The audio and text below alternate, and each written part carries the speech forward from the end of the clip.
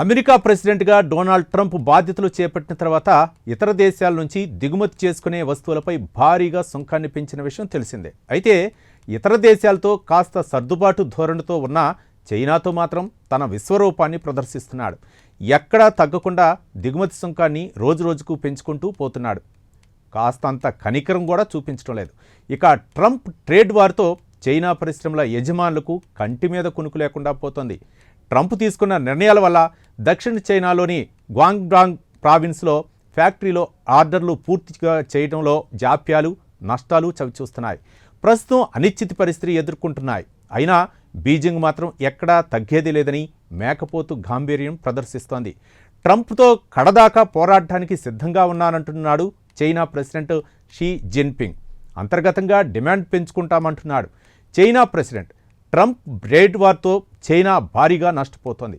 ఈ ప్రత్యేక కథనంలో ట్రేడ్ వార్తో చైనా ఆర్థిక పరిస్థితిపై ఎలాంటి ప్రభావం చూపుతుందో తెలుసుకుందాం.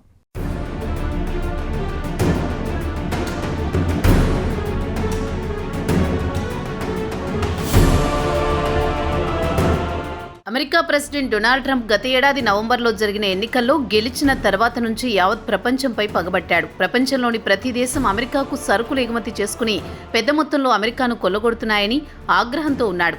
తాను అధికారంలోకి వచ్చిన వెంటనే దిగుమతులను తగ్గించి దేశంలోనే తయారీ రంగాన్ని బలోపేతం చేస్తానంటూ ఎన్నికల్లో హామీ ఇచ్చాడు. ఇక వైట్ హౌస్లో ఎంట్రీ ఇచ్చిన వెంటనే ఇతర దేశాల నుంచి దిగుమతి చేసుకునే వస్తువులపై భారీ సుంకాన్ని బాదడం మొదలుపెట్టాడు. దీంతో యావత్ ప్రపంచం ట్రంప్ తీసుకున్న నిర్ణయాలపై మండిపడింది. నిన్నటిదాకా మిత్రులుగా ఉన్న దేశాలు కూడా ట్రంప్ నిర్ణయంతో శత్రువులుగా మారాయి. ఇక ట్రంప్ దిగుమతి సుంకాన్ని 10 నుంచి 145% వరకు పెంచుకుంటూ పోయాడు.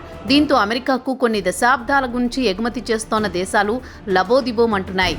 కొన్ని దేశాల ఆర్థిక పరిస్థితి మొత్తం అమెరికా ఎగుమతులపై ఆధారపడి ఉంది. దీంతో కొన్ని దేశాలు ట్రంప్తో బేరసారాలు సాగించి వినతులు సమర్పించుకుని కాస్త సర్దుబాటు ధోరణి చూపించండని సుంకాన్ని తగ్గించుకున్నాయి.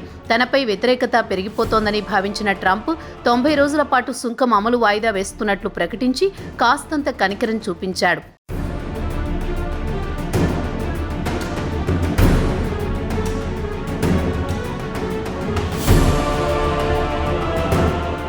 ఇక చైనా విషయానికి వస్తే ట్రంప్ ఎలాంటి రాయితీలు ఇవ్వడం లేదు. ఇతర దేశాలతో కాస్త సర్దుబాటు లేదా ఇచ్చిపుచ్చుకునే ధోరణిని ప్రదర్శించినా చైనాతో మాత్రం కాస్తంత కటువుగానే వ్యవహరిస్తూ వస్తున్నాడు. దీనికి తగ్గట్టు చైనా ప్రెసిడెంట్ కూడా ట్రంప్తో టారిఫ్ వార్ను తాను సిద్ధమేనని సవాల్ విసిరాడు. అయితే చైనా ప్రెసిడెంట్ మేకపోతు గాంభీర్యం ప్రదర్శిస్తున్నా చైనా కంపెనీలు, ఫ్యాక్టరీలు అనిశ్చితి పరిస్థితితో తీవ్ర ఇబ్బందులు పడుతున్నాయి. ఇక ట్రంప్ విషయానికి వస్తే రోజురోజుకు టారిఫ్ను పెంచుకుంటూ పోతున్నాడు. దీంతో ఇటు చైనా ఫ్యాక్టరీలతో పాటు అమెరికాలో చైనా సరుకు కొనుగోలు చేసే వ్యాపారులు కూడా తీవ్ర ఇబ్బందుల పాలవుతున్నారు.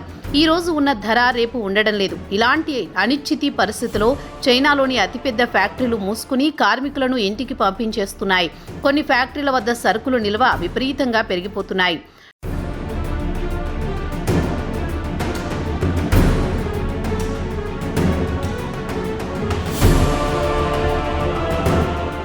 ట్రంప్ తీసుకుంటున్న అకస్మాత్తు నిర్ణయాల వల్ల చైనాలోని పలు లగ్జరీ, ఎలక్ట్రానిక్స్, ఫార్మాస్యూటికల్స్ రంగాలపై తీవ్ర ప్రభావం చూపుతున్నాయి.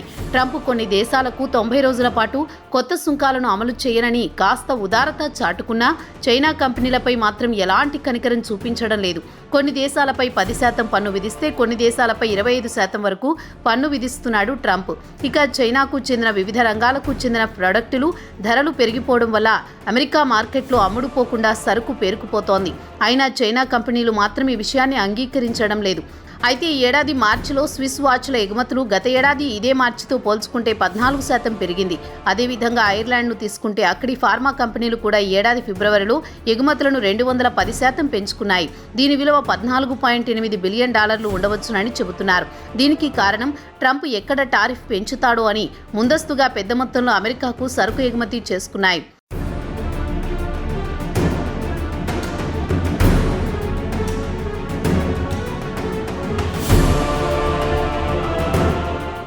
ఇక లుఫ్తాన్సా కార్గో విషయానికి వస్తే ఇటీవల కాలంలో అమెరికాకు పెద్ద మొత్తంలో షిప్మెంట్ డిమాండ్ పెరిగిందని తెలిపింది. ట్రేడ్ వార్ మొదలైన తర్వాత నుంచి కంపెనీలు అమెరికాకు పెద్ద మొత్తంలో సరుకు ఎగుమతి చేసుకుంటున్నాయి. అయితే టారిఫ్ వార్ విషయానికి వస్తే ఇదే పరిస్థితి అమెరికాలో తయారైన వస్తువులకు ఏర్పడుతుంది. ఎందుకంటే అమెరికా ఇతర దేశాల నుంచి దిగుమతి చేసుకునే వస్తువులపై సుంకం పెంచితే ఇతర దేశాలు కూడా అమెరికా నుంచి దిగుమతి చేసుకునే వస్తువులపై ఖచ్చితంగా టారిఫ్ పెంచుతుంది.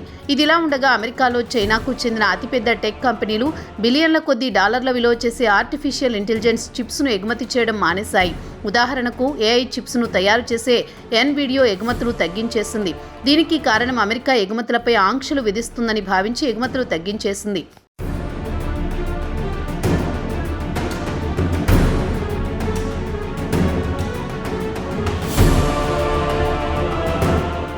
ఇక చిప్స్ విషయానికి వస్తే కంపెనీలు పెద్ద ఎత్తున సరుకు నిల్వ చేసుకోవడానికి కూడా వీలు ఉండదు.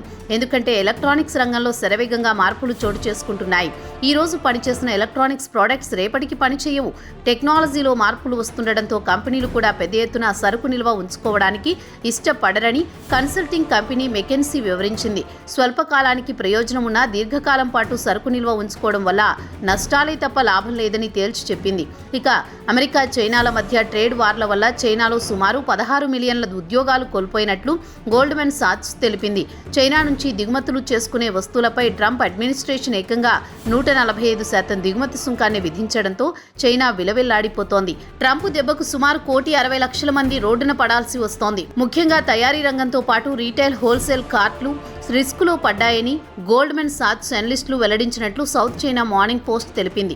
ఒకవేళ యుఎస్ చైనా ట్రేడ్ వార్ ఇలా కొనసాగుతూ పోతే చైనా ఎగుమతులు క్రమంగా తగ్గిపోతాయి. దాని ప్రభావం లేబర్ మార్కెట్పై ఖచ్చితంగా ఉంటుందని గోల్డ్మెన్ సాచ్స్ ఏప్రిల్ 27వ తేదీన విడుదల చేసిన ఒక రీసెర్చ్ రిపోర్ట్లో వివరించింది. కాగా 1,60,00,000 మంది ఉపాధి కోల్పోతే వాటిలో 3వ వంతు ఉద్యోగాలు హోల్సేల్, రిటైల్ వ్యాపారాల్లో పనిచేసే ఉద్యోగులేనని తెలిపింది. అమెరికా మార్కెట్ ప్రధానంగా చైనాకు చెందిన కమ్యూనికేషన్ ఎక్విప్మెంట్, దుస్తులు, కెమికల్ ప్రొడక్ట్లపైనే ఎక్కువగా ఆధారపడతాయని గోల్డ్మెన్ నివేదికలో వివరించింది. ఇక చైనాతో వాణిజ్య లోటును తగ్గించుకునేందుకు ట్రంప్ దిగుమతి సుంకాన్ని 145% పెంచారు.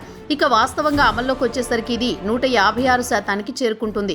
కొన్ని చైనీస్ ప్రొడక్ట్లపై అత్యధికంగా 245% చేరుకుంటాయని వైట్ హౌస్ విడుదల చేసిన ఫ్యాక్ట్ షీట్లో పేర్కొంది.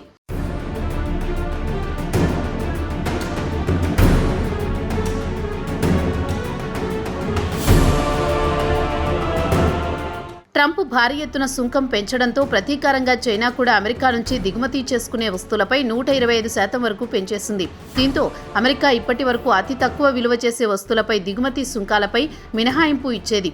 వాటిని పూర్తిగా రద్దు చేయడంతో చైనాకు చెందిన రిటైల్, హోల్సేల్ ఎంప్లాయ్మెంట్ ప్రభావం చూపుతోందని గోల్డ్మెన్ నివేదికలో వివరించింది. అమెరికా చైనా ట్రేడ్ వార్ వల్ల చైనాలోని తీర ప్రాంతాలు గ్వాంగ్డాంగ్, జియాంగ్సు, షాండాంగ్, జెజియాంగ్, షాంఘైలు ఎక్కువగా నష్టపోయే అవకాశం ఉందని గ్లోబల్ రేటింగ్ ఏజెన్సీ S&P తెలిపింది.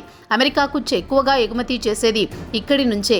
చైనా జీడీపీలో 40% పైన తెలిపిన నగరాల నుంచే వస్తోందని, ట్రేడ్ వార్ వల్ల ఇక్కడ కంపెనీలు మూతపడుతున్నాయి. దాని ప్రభావం చైనా ఆర్థిక వ్యవస్థపై కనిపిస్తోంది.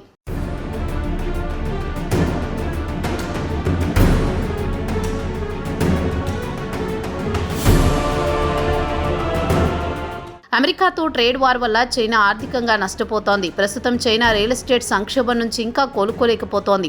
చైనా రియల్ రంగం పూర్తిగా కుదేలైన విషయం చాలా మంది తెలిసే ఉంటుంది. చైనా రియల్టర్లను బ్యాంకుల నుంచి బిలియన్ల కొద్ది డాలర్లు రుణాలు తీసుకుని పెద్ద ఎత్తున నిర్మాణాలు చేపట్టారు. తీరా చూస్తే అవి అమ్ముడు పోకపోవడంతో బ్యాంకులు దివాలా తీశాయి. చైనాలో ప్రస్తుతం లక్షలాది ఇళ్లు అమ్ముడు పోకుండా అలానే ఉన్నాయి. ఇక తాజాగా టారిఫ్ వార్ వల్ల మరోమారు చైనా ఆర్థికంగా నష్టపోతోంది. దీంతో చైనా ప్రభుత్వం ఒత్తిడికి గురవుతోంది. గత వారం చైనా ప్రెసిడెంట్ షీ జిన్పింగ్ నేతృత్వంలో చైనాకు చెందిన 24 మంది పొలిట్ బ్యూరో సభ్యులు సమావేశమై దేశ ఆర్థిక వ్యవస్థను బలపరచడానికి, నిరుద్యోగ సమస్యను తీర్చడానికి గట్టిగా కృషి చేస్తామని హామీ ఇచ్చారు. చైనా సెంట్రల్ బ్యాంకు కీలక వడ్డీ రేట్లు తగ్గించి తయారీ రంగాన్ని బలోపేతం చేయాలనుకుంటున్నాయి. అమెరికా నష్టాన్ని ఇతర మార్కెట్ల ద్వారా పూడ్చుకోవాలని చూస్తున్నాయి. పరిస్థితిని గమనించిన షీ జిన్పింగ్ ఇటీవలే 3 దేశాల పర్యటనకు వెళ్లి వ్యాపార సంబంధాలు మెరుగుపరుచుకోవడానికి ప్రయత్నాలు ప్రారంభించారు. అయితే చైనా ప్రాడక్టు ధరలు చాలా చౌకగా ఉంటాయి కాబట్టి ఇతర దేశాల మార్కెట్లో నిలదొక్కుకోగలవని గోల్డ్మెన్ సాచ్స్ నివేదికలో పేర్కొంది. అమెరికా నష్టాలను ఇతర గ్లోబల్ మార్కెట్ల ద్వారా పూడ్చుకోవాలని చూస్తోంది. మరి జిన్పింగ్ గేమ్ ప్లాన్ ఫలిస్తుందో లేదో వేచి చూడాల్సిందే.